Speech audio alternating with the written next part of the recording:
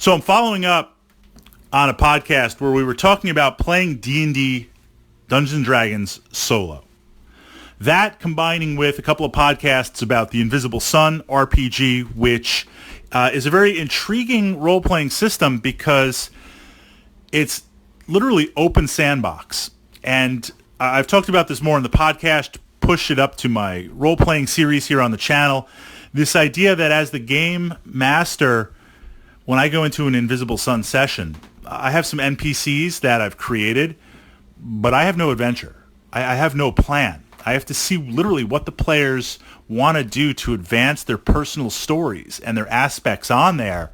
I'm literally creating in the moment the adventure on the fly as the narrative unfolds, being on the spot. That's intriguing as a game master. That's intriguing as a DM. That's intriguing. That's scary on there, and I really enjoy that aspect. But now this leads into the question of emulators, DM emulators, GM emulators, RPG emulators, and the systems on how they work. The biggest example, the greatest example, and I think it works really well, is MYTHIC. This idea that you have an analog, essentially decision skill set that you feed it D10s. And based on the scenario or the probable scenario in the moment, it kicks out probabilities, and then you resolve that into some sort of adventure with how things are going to work on it. And it works. It slows things down a little bit. There's some bookkeeping, and you're going to have to keep track of the decisions that it makes and where you go and what you do. But it is a viable system, albeit a slower system, to playing any RPG, but D&D solo. For a while, when I was playing around with some Warhammer Fantasy roleplay concepts, I wanted to explore some of the different character classes that I haven't played. I literally rolled up some characters, and it's like, well, let's just throw them into the emulator. Let's just see what happens. So how do these emulators work from that narrative? That's what I want to look at to see, based on where you are as an RPG player and enthusiast, if it's worth pursuing or if you're thinking about trying it out. The challenge, of course, is the emulator assumes that you are the player. You're both the player and the kind of co-DM or GM on there. It assumes that you are making an understanding of the history of the narrative, of the possibilities. So if I'm playing D&D, you start off with a storyline to start out. I'm a paladin. Well, actually, right now I'm playing a monk. So, okay, I can be a monk. I can do it. As part of my skills test, a local village, the graveyard, the tombs are opening up. You're seeing lights in the forest, sounds, hauntings, the usual stuff. Let's go and investigate. Okay, clearly we've got an undead problem. I need to know that going in. So with the emulator, if I explore a crypt, I crack open the door. Well, in this case, I punch it. I kick it down. I do the Fist of the North Star and just Kenshiro the whole thing, go in there. When you kick it down, you start to ask questions. So what is the probability of there being undead in there? Average probability, higher than average, really higher, low, lower than average.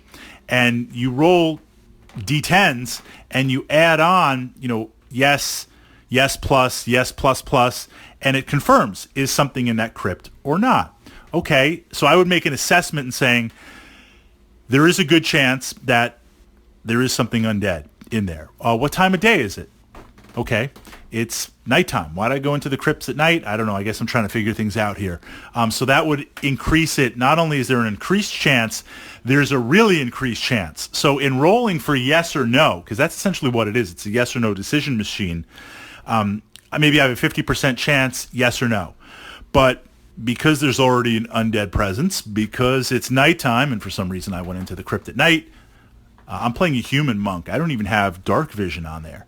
So let's say there's now a 20% chance higher than that. So there's a 70% chance that that crypt, that tomb is occupied. I take the D20s, I roll them up, we roll them out, 70% chance, yes or no. If there's yes, now I move to another decision tree.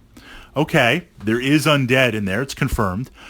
What kind of undead? Well, this is just a crypt that randomly I kicked down. It's not like it's a stronghold. It's not like it's the Lich at the end or anything like that, or some vampire lord.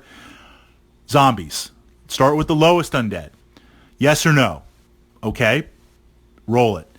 Are there ghouls? Are there wights? Are there spirits? So this yes or no decision and asking back and forth and modifying it based on the narrative, it's kind of intriguing. It's kind of interesting because you see things unfolding and populating real time without having to roll on dozens and dozens and dozens of random generation tables. It's kind of neat to see how it works out. But it assumes that you have knowledge as a D&D player, understanding whether it's the Forgotten Realms, whether it's Mysteria or Kryn, whatever it's going to be. When the emulator asks you these yes or no questions, you have to know, okay, well, in D&D, what's kind of the lowest generic welcome to the undead type thing? Well, zombies. Then maybe ghouls. Then maybe some wights on there. You're not going to be like, oh, I kicked down the door. Is there a mummy lord? Like, you wouldn't start with that right away. Well, maybe if it was like an Egyptian-themed type thing on there. But rolling and pushing out and doing it, that's the only challenge with the emulators. You need to have a little bit of a background and a little bit of an understanding of what is going on in that narrative. From that perspective, if you do, and you're willing to understand that, with each encounter, 15, 20 minutes is going to be generating the narrative. Before we get to combat, before we get to skill checks, it's going to be you literally creating that. Then it's definitely an interesting investment. And it's definitely an interesting aspect to play. But you have to generate that yes or no. And you have to be interested to see how it unfolds.